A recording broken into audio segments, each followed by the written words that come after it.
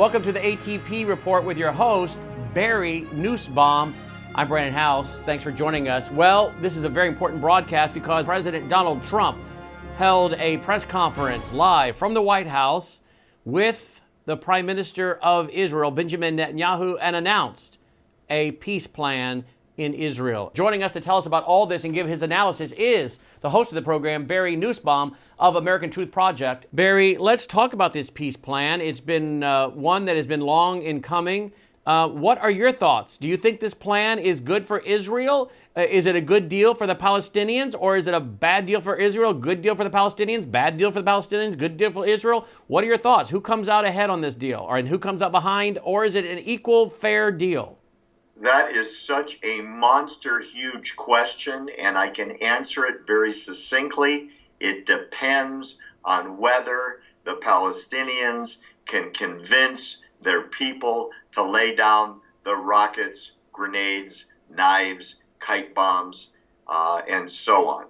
In other words, this plan, for the first time, gives Palestinians complete control over their territory, to be governed by them. However, there are preconditions for the first time since 1948 with the founding of the State of Israel, which we can go through and we will in a few minutes in detail. But basically, they have to stop being terrorists, or there is no money that's going to change hands. Trump has offered a stupendous, and I mean that literally, a stupendous amount of money to the Palestinians to build a country, to build an economy, to build international trade. But the terror must stop. Bless President Trump for saying peace, meaning P-I-E-C-E, of land comes with and only after P-E-A-C-E, Brannon, as you have so well intelligently pointed out. You can't have one without the other. Israel has been doing nothing but giving up land and control since 1948 and has gotten no peace in return for giving up a tremendous amount of land. Well, what does the rocket fire now tell you? Well, what it tells us, quite frankly, at least on the front end, is it's a big go away, and I'm saying the nice words for the two words that end in you. The leader of the Palestinian Authority, Mahmoud Abbas, has called Donald Trump every possible vile name in Arabic he could call him since the peace plan was announced. So where does it go from here? Well, let's talk about the plan, because without a good plan, there's no sense in even continuing the dialogue. So here's what Trump offers Israel first. Immediate recognition of Israeli sovereignty over the Jordan Valley and the Jewish communities in Judea and Samaria. In other words, that's where the Israelis are living now. These are the ancient lands of Israel. You noticed I said Judea. That's where the word Jew comes from. These are the ancient biblical lands of Israel from the Bible. Somehow, because they were conquered originally from the Israeli position by the Jordanian army after the War of Independence, and Jordan held on to it, it's now been considered by some as occupied territory. It's not. It's liberated territory. And the Israelis have been building settlements there since 1967. So the first part of the peace plan acknowledges that. Here's one of the key ones. Part two is Israeli military and security control continues west of the Jordan River. That's important because in areas patrolled by the Israelis, there is no terror.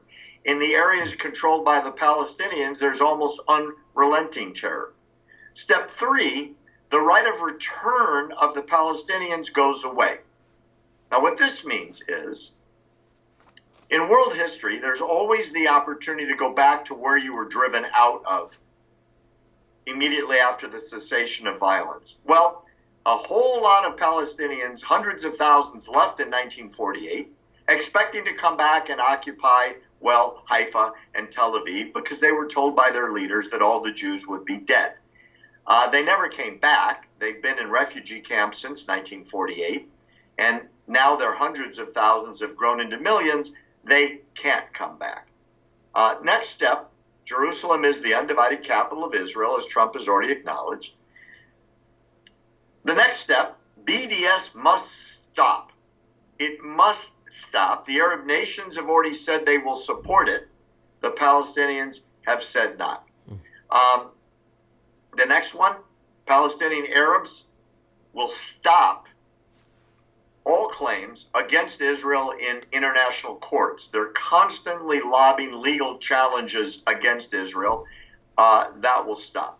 So that's what Israel gets. Here is what Trump has said the Palestinians must do in exchange. Number one, they must recognize Israel as the national home of the Jewish people. Seems kind of obvious. The rest of the world recognizes that. The Palestinians haven't. Number two, here's a real obvious one, Brannon.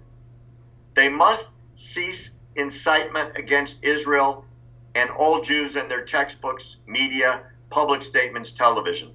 The Palestinian television is the most horrific Nazi-like stuff you've ever seen, where Sesame Street characters who are being produced in shows in Arabic for Palestinian children are taught to kill the Jews, starting for 2-year-olds. And they're taught that in school, and it's in the textbooks. That's got to stop.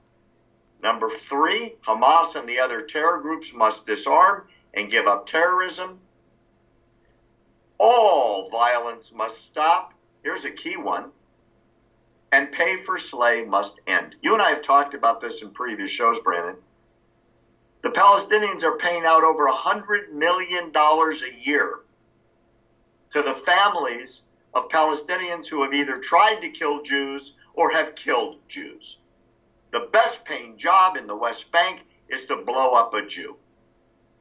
And if you live and you go to prison, you make more than the people in government. And if you die, your family gets rich and your children grow up rich and they buy you a new house. It seems, well, kind of insane, but they must stop it.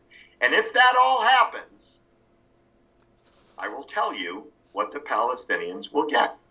You ready? Ready. They will get a state which includes almost all of the West Bank, all of Gaza, and Israel will give them land in the Negev along the Egyptian border for manufacturing centers, trade, and so on. In other words, no Palestinians move, and they get extra land to make up for the Jewish settlements. Number two, they get their capital in Jerusalem, which is what they've said they've wanted all along, and the United States will recognize that and build an embassy there. Number three, here's a wild one, which I've researched it, and it seems possible. There's all this talk about the fact you can't have a country, Palestine, where Gaza and the West Bank are separated.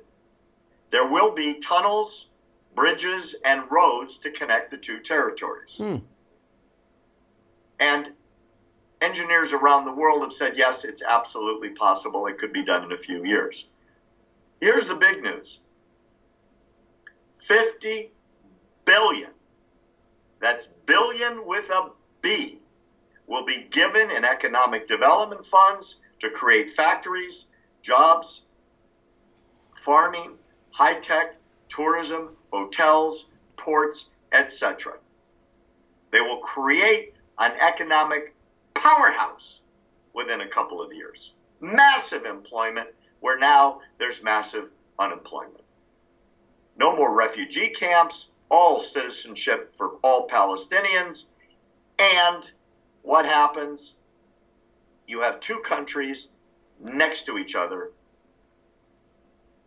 economically viable and politically viable.